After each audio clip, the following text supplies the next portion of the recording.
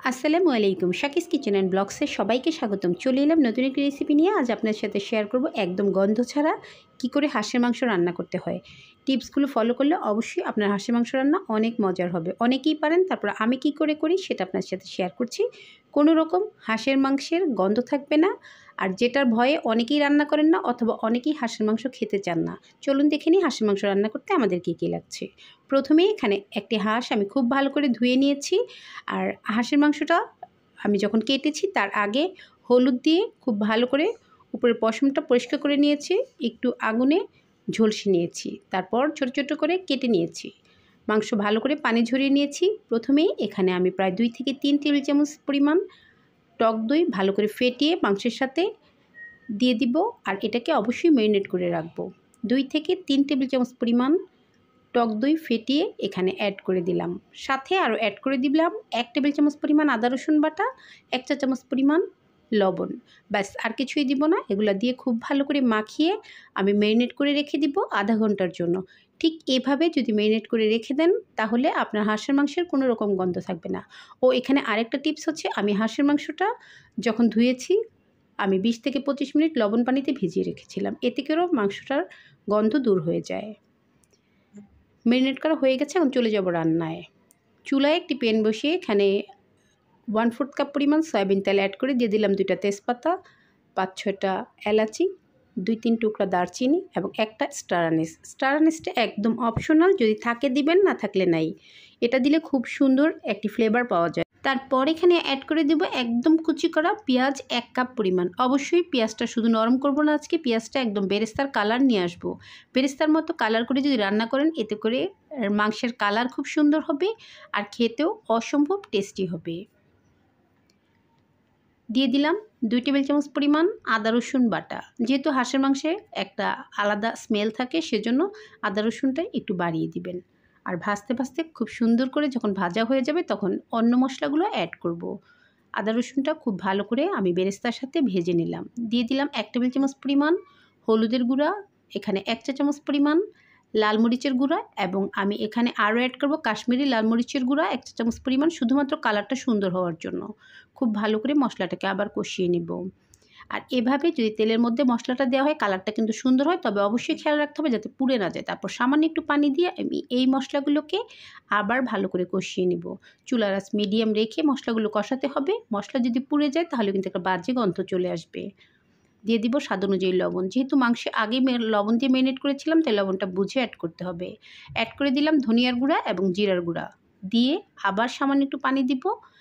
তারপর এই মশলাগুলোকে আমি ভালো করে কষিয়ে নেব। মশলা যত ভালো কষানো হবে হাঁসের মাংসের টেস্ট ততই ভালো আসবে। এটা ভালো করে কষানোর জন্য আমি এখন ঢেকে দিব। 2 থেকে 3 মিনিট ঢেকে মশলাটা কষিয়ে নিলে খুব ভালো করে মশলাটা কষানো হয়ে যাবে আর তেলটাও উপরে ভেসে উঠবে।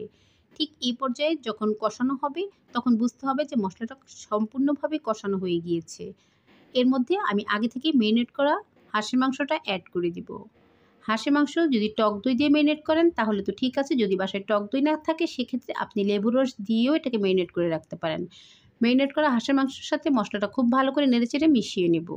অবশ্যই চুলার আঁচ মিডিয়াম রেখে আমি এই কাজটা করব, তাহলে পুড়ে যাওয়ার কোনো সম্ভাবনাই থাকবে না। আর হাঁস থেকে কিন্তু যথেষ্ট পরিমাণ পানি উঠবে, যেহেতু এটা ম্যারিনেট করে রেখেছিলাম। চুলায় দেওয়ার পর যখন ঢেকে দিব তখন হাঁস থেকে যথেষ্ট পরিমাণ পানি উঠবে। ভালো করে যখন মশলার সাথে মেশানো হয়ে যাবে তখন ঢেকে দিব। ঢেকে মিডিয়াম আঁচে 10 থেকে 12 মিনিট রান্না করলে হাঁস থেকে ঠিক এইরকম পানি উঠবে। আর এই পানিটা যখন শুকিয়ে যাবে তখন এখানে আমি ঝোলের যে পানিটা হবে সেটা দিব।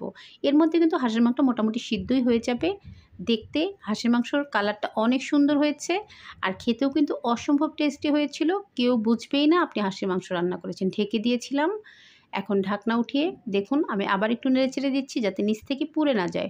অবশ্যই সম্পূর্ণ রান্নায় খেয়াল রাখতে হবে যাতে নিচ থেকে পুড়ে না যায়। পুড়ে গেলে রান্নার সম্পূর্ণ স্বাদটাই চেঞ্জ হয়ে যাবে। তাই একবার হলেও এভাবে হাঁসের মাংস আপনি রান্না করে দেখতে পারেন। আবার ঢেকে দিব। ঢেকে ঢেকে রান্না করলে কিন্তু রান্নার টেস্ট অনেক ভালো আসে। একদম ভালোভাবে মাংসটা কষানো হয়ে গিয়েছে দেখুন। এখন আর কোনো রকম পানি নেই, শুধু তেল আর মাংস। এভাবে কষিয়ে নিলে রান্নার স্বাদ অনেক বেশি ভালো আসে আর অসম্ভব টেস্টি হয়। আপনি চাইলে এই পর্যায়ে মাংসটা খেতে পারেন, তবে আমি একটু ঝোল দিব। যেহেতু হাঁসের মাংসের ঝোল দিয়ে যে কোনো রুটি, পরোটা, সাদা ভাত, খিচুড়ি খেতে অসম্ভব টেস্টি হয়। তাই এই পর্যায়ে আপনি চাইলে নামিয়ে নিতে পারেন। এখন অ্যাড করে দিয়েছি 1 কাপ পরিমাণ পানি। এই পানিতেই রান্নাটা একদম কমপ্লিট হয়ে যাবে, আর কোনো রকম পানি দেওয়ার প্রয়োজন নেই। আমি চুলার আঁচটা মিডিয়ামের চেয়ে একটু বাড়িয়ে এটা এখন ঢেকে দিব, আর ঢেকে দিলে আমার রান্নাটা একদম কমপ্লিট হয়ে যাবে খুব অল্প সময়ে। গরম মশলাগুলো এখানে অ্যাড করেছিলাম, একটা একটা করে গরম মশলা উঠিয়ে ফেলে দিব। গরম মশলাটা রান্নার পর দীর্ঘ সময় থাকলে এর থেকে আলাদা একটা স্মেল আসে, যেটা খেতে ভালো লাগে না। তাই অবশ্যই গরম মশলাগুলো উঠিয়ে একে একে ফেলে দিব। একদম রেডি হয়ে গেল আমার আজকের হাঁসের মাংস রান্না। তবে এই পর্যায়ে আপনি চাইলে কিছুটা বেরেস্তা এবং জিরা গুঁড়া অ্যাড করে দিতে পারেন, এতে করে রান্নার ফ্লেভার আরও বেশি ভালো আসবে। আলহামদুলিল্লাহ, আজকে রান্নাটা অসম্ভব মজার ছিল, সবাই বলেছে। আমি একটু সার্ভ করে আপনাদের সাথে শেয়ার করছি। মাংসটা এতটাই সফট আর এতটাই জুসি হয়েছিল যে হাত দিয়ে ধরলেই মাংসটা সুন্দর মতো খুলে আসছিল। রুটি, পরোটা, ভাত কিংবা খিচুড়ির সাথে কিন্তু খেতে অসম্ভব টেস্টি। আমি এই হাঁসের মাংসটা খেয়েছিলাম চালের রুটি দিয়ে, আর কিছুটা খেয়েছিলাম খিচুড়ি দিয়ে। যদি এভাবে একবার রান্না করে দেন, বাসার সবাই অবশ্যই অনেক পছন্দ করবে। যতটা সুন্দর হয়েছে দেখতে, খেতেও কিন্তু অসম্ভব টেস্টি ছিল, আর একদম গ্রামের রান্নার মতো হয়েছে। গ্রামের রান্না কিন্তু সবাই পছন্দ করে মাটির চুলায় রান্না হওয়ার কারণে। আমার চ্যানেলে এইরকম দেশীয় অনেক রান্না আছে, আপনারা চাইলে দেখে নিতে পারেন। আমি অবশ্যই ডেসক্রিপশন বক্সে কিছু লিঙ্ক অ্যাড করে দিব। যদি আমার আজকের গন্ধ ছাড়া হাঁসের মাংস রান্নার রেসিপিটি আপনাদের কাছে একটুও ভালো লেগে থাকে, please like, comments and share করে দিবেন, সাবস্ক্রাইব করে দিবেন এবং পাশে থাকা বেল আইকনটি ক্লিক করে দিবেন। সবাই ভালো থাকবেন। ধন্যবাদ।